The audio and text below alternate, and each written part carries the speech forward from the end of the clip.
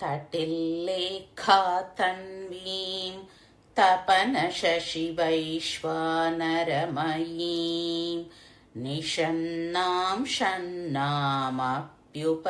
कमलानां तव कलां महापद्माटव्यां मृदितमलमायेन मनसा महान्तः पश्यन्तो दधति परमाह्लादलहरीं भवानि त्वं दासे मयि वितरदृष्टिं सकरुणाम् इति स्तोतुं वाञ्छन् कथयति भवानि त्वमिति यः तदैव त्वं तस्मै दिशसि निजसायुज्य पदवीं मुकुन्द ब्रह्मेन्द्र स्फुटमकुटनीराजितपदां त्वया हृत्वा वामं वपुरपरितृप्तेन मनसा शरीरार्धं शम्भोरपरमपि शङ्के हृतमभूत् यदेतत्त्वद्रूपं सकलमरुणाभं त्रिनयनं कुचाभ्यामानम्रं कुटिलशशिचूडालमकुटम् जगत्सूते धाता हरिरवतिरुद्रक्षपयते तिरस्कुर्वन्नेतत् स्वमपि वपुरीश स्थिरयति सदा पूर्वः सर्वं तदिदमनुगृह्णाति च शिवस्तवाज्ञामालम्ब्य क्षणचलितयोर्ब्रूलतिकयोः त्रयाणां देवानां त्रिगुणजनितानां तव शिवे भवेत् पूजा पूजा तव चरणयोर्या विरचिता तथा हि त्वत्पादोद्वहनमणि पीठस्य निकटे स्थिता ह्येते शश्वन् मुकुलितकरोत्तं समकुटाः विरिञ्चिः पञ्चत्वं व्रजति हरिराप्नोति विरतिं विनाशं कीनाशो भजति धनदो याति निधनम् वितन्द्री माहेन्द्री विततिरपि सम्मीलितदृशा महासंहारेऽस्मिन् विहरति सती त्वत्पतिरसौ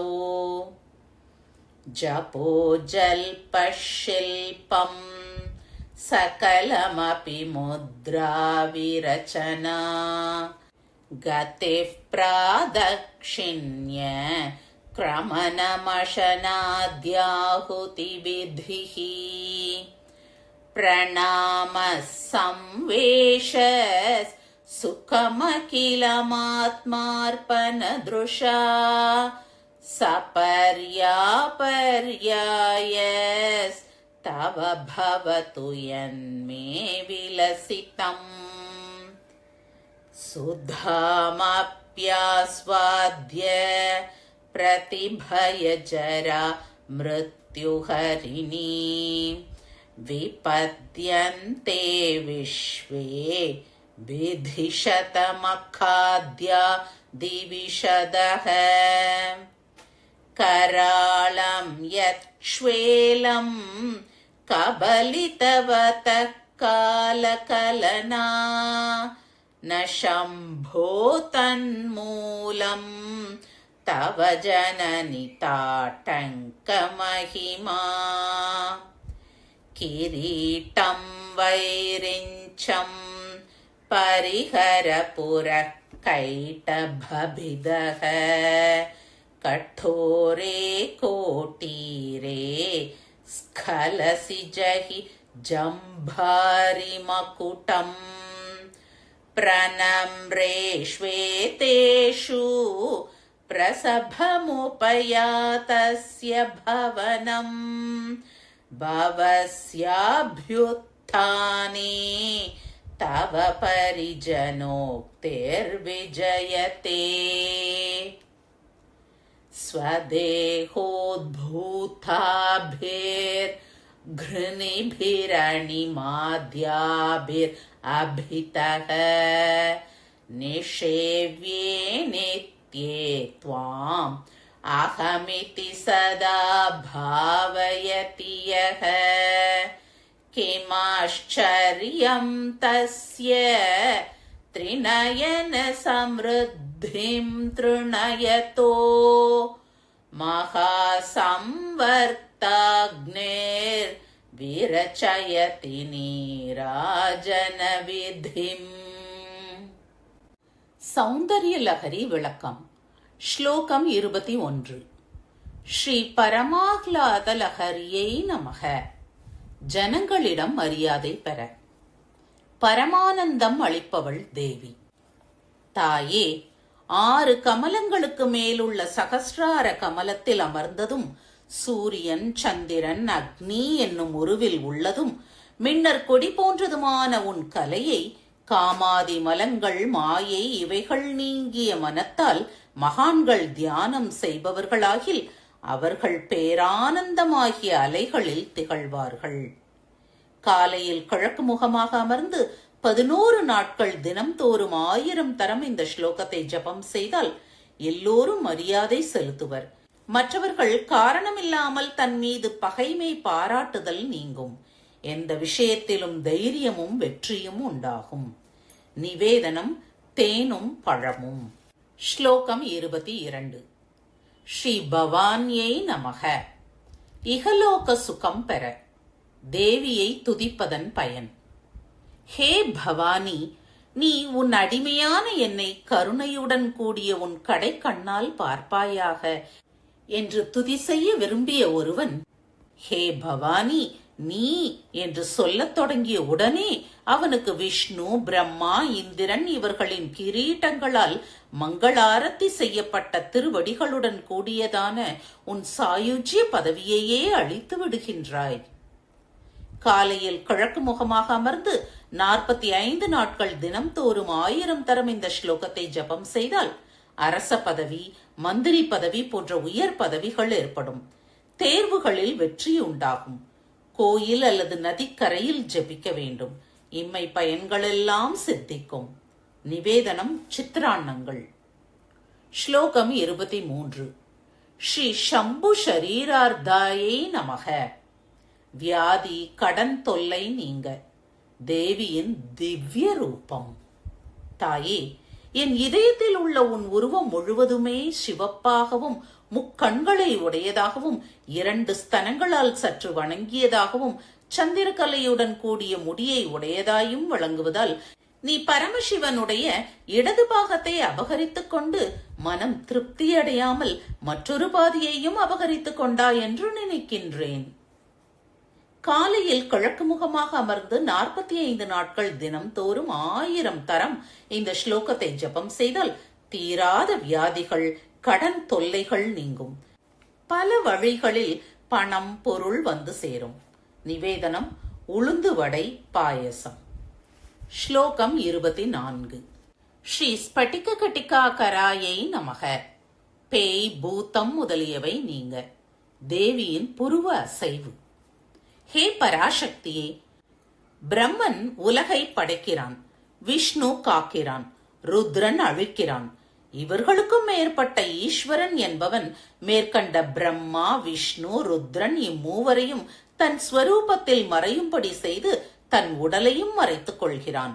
சதாசிவன் என்பவன் கொடி போன்ற புருவங்களை நீ சற்று அசைத்தால் அதை ஆதாரமாக கொண்டு மறுபடியும் பிரம்மா, விஷ்ணு, ருத்ரன், ஈஸ்வரன் என்னும் 4 தத்துவங்களையும் படைக்கிறான். காலையில் கிழக்கு முகமாக அமர்ந்து 20 நாட்கள் தினம்தோறும் 1000 தரம் இந்த ஸ்லோகத்தை ஜபம் செய்தால் பேய், பிசாசு முதலியவைகள் ஓடிவிடும். அடிக்கடி வரும் சிறிய நோய்கள் நிவர்த்தியாகும். நிவேதனம்: இனிப்பு எள் சாதம், உளுந்து வடை, தேன். ஸ்லோகம் 25. ஸ்ரீ சிவாயை நமக.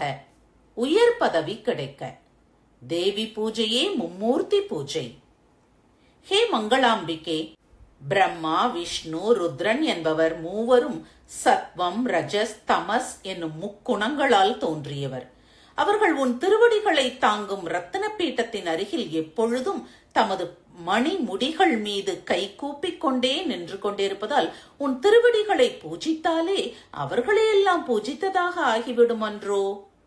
காலையில் கிழக்கு அல்லது வடக்கு முகமாக அமர்ந்து 45 நாட்கள் தினம்தோறும் 1000 தரம் இந்த ஸ்லோகத்தை ஜபம் செய்தால் முறைப்படி கிடைக்க வேண்டிய உயர் பதவி கிடைக்கும். நிவேதனம்: தேன். ஸ்லோகம் 26. ஸ்ரீ சதீதேவியை நமக. பகைமை நீங்க. ஸ்ரீ சதாசிவனின் மகிமை. தாயே, மகா பிரளய காலத்தில் பிரம்மா, விஷ்ணு, யமன், குபேரன், இந்திரர்கள் 14 பேர், இவர்கள் எல்லோரும் அழிகிறார்கள். ஆனால் உன் பதிவிரத்திய மகிமையால் சதாசிவனான உன் கணவன் மட்டும் அந்த பிரளய காலத்திலும் அழியாமல் உன்னோடு கிரீடை புரிகிறான். ஒவ்வொரு மாதமும் வரும் அமாவாசையை அன்று காலையில் கிழக்கு முகமாக அமர்ந்து 1000 தரம் இந்த ஸ்லோகத்தை ஜபம் செய்தால் தம்மீது பகைமை பாராட்டுபவர்கள் பகைமை நீங்கி வசமாவார்கள். நிவேதனம்: சர்க்கரை பொங்கல். ஸ்லோகம் 27. ஸ்ரீ புஸ்தக ஹஸ்தாயை நமக. ஆத்ம ஞானம் உண்டாக. 6 விதமான ஐக்கிய தியானம்.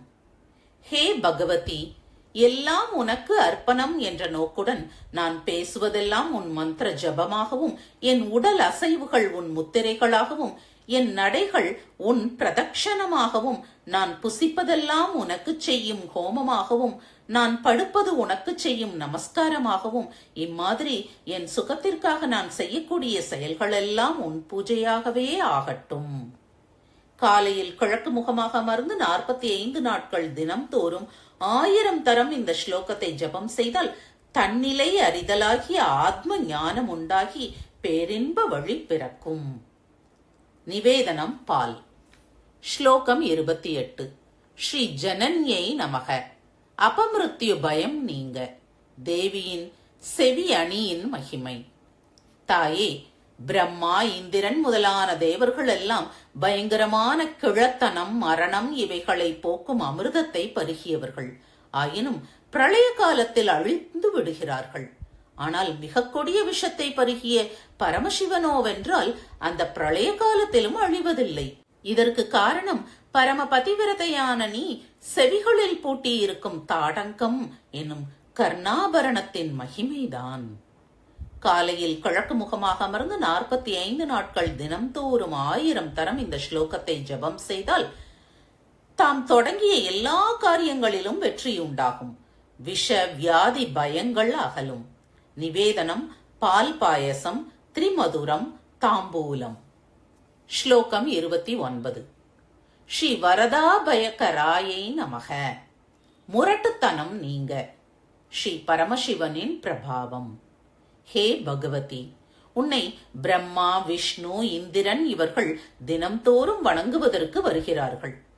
உன் பணிப்பெண்கள் உன்னை பார்த்து, அம்மா, பிரம்மா வணங்குகிறார், அவர் கிரீடத்தை ஒதுக்கி விடுங்கள், விஷ்ணுவின் கிரீடத்தில் தடுக்கிவிடப் போகிறீர்கள், இந்திரனின் மகுடத்தை அகற்றி விடுங்கள் என்று சொல்லிக் கொண்டிருக்கும் போதே உன் அரண்மனையின் பரமசிவன் பிரவேசிக்கிறார்.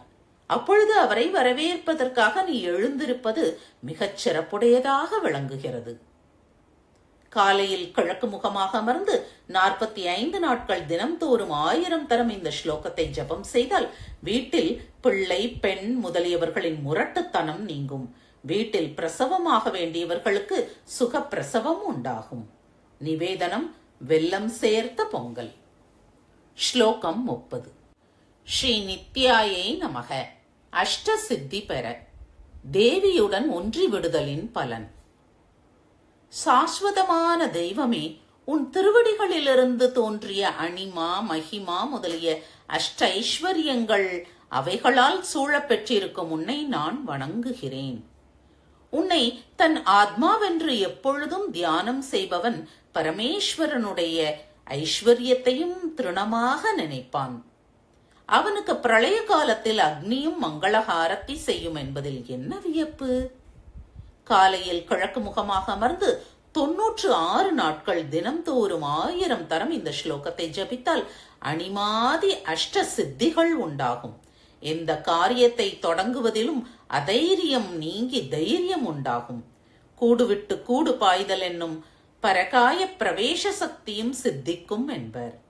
நிவேதனம்: தேன், வெல்லப்பொங்கல், திரிமதுரம், தாம்பூலம்.